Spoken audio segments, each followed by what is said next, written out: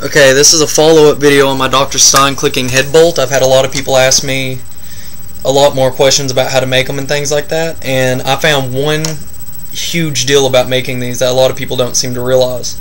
And I didn't think about it at first either. I actually had to go back and redesign a large portion of it. If you look at a lot of people's videos, you'll notice that their head bolts lean at a funny angle. Let me show you why. If you look, you've got to cut these at an angle. That way whenever they expand, the bend angle of this is equal to the bend angle on this where it'll go straight through. So you've got to match the angle you cut in the wood or the PVC or whatever you do to match it to the lean angle of the headband.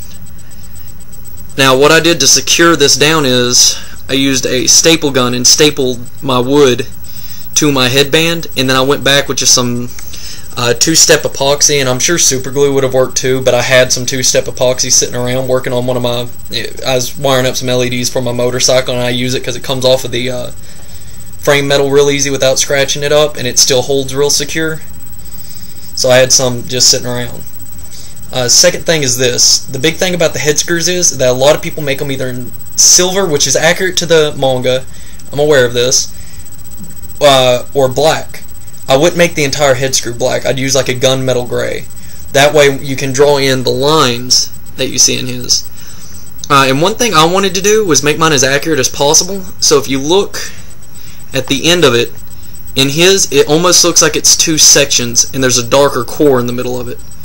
And it doesn't show it very often in the anime. And so what I did was I went back and I watched, had to have been 20 AMVs of Stein trying to find just a quick clip where it showed the side of his head. And I finally found one where he's in a fight, he pulls the scythe back and turns his head, and that's the design. It's on the end of it. Mine might be a little large, but it doesn't matter. The pattern isn't just a straight line. It looks like it's a wrapping around a core is what it's supposed to look like. That's something to keep in mind if you make this out of another material as well, is if you're using a core and then wrapping something around the core, such as foam to get the interlocking pattern, you might want to leave the end of the core exposed so that you get that same design as his.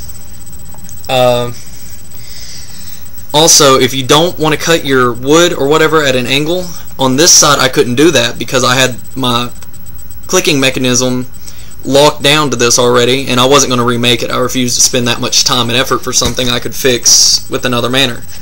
So I one of the craft sticks I spoke of earlier, like a thin popsicle stick, and wedged it under there and then stapled it down, and it holds good. This is just a thin metal headband. It originally had like some little flowers or something up here. I don't know. I got it in the clearance rack. I just got the cheapest one and ripped all of it off and repainted it the same color as the head bolt. But whenever you use a real thin headband like this, the advantage is if you tuck the pieces behind your ear and set down your hair and kind of mesh your hair up above it.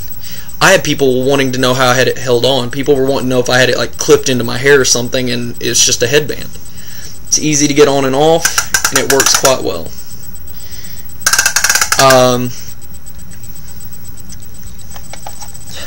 My super glue has actually gotten a little weak. I'm going to have to re-super glue this, but I can yank this out if I try real hard. This is why you cut down the end of the noisemaker handle. If you get it centered right, it'll just fit right into the middle of this dowel rod. I'm going to try and do a write-up on this, actually make a materials list and draw it out, because I've had a few people interested, and I had a lot of people interested whenever I go to anime conventions and things of that nature. But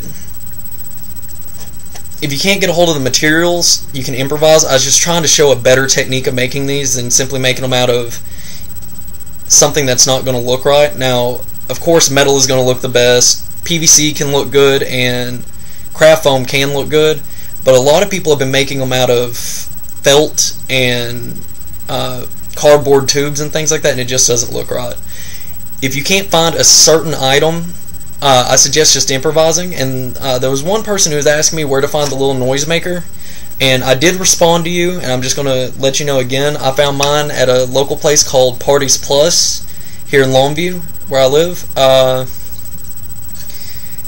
If you don't have a Parties Plus, I suggest hunting down a just your local party store, Party Supply, And if not, I do know Walmart sold some plastic ones. The metal ones I think sound better, but if you can't get a hold of the metal ones, the plastic ones will work. But this is mostly just a video to show what it looked like completely finished and to put it on my head. And just one quick rundown, because I got way too far into it in the last one. It basically boils down to, if you can find a cylindrical box, you just cut your notch out. And I just use super glue to reinforce everything. It's just a piece of cereal box back here and a pair of popsicle sticks on either side, and just notched out with the Dremel tool. It's dowel rod on either side of it, all just stapled onto a headband, and I painted it. The lines are hand painted in, the rest of it was just spray painted. But yeah, if anyone has any questions, feel free to ask. I'll try to get back to them.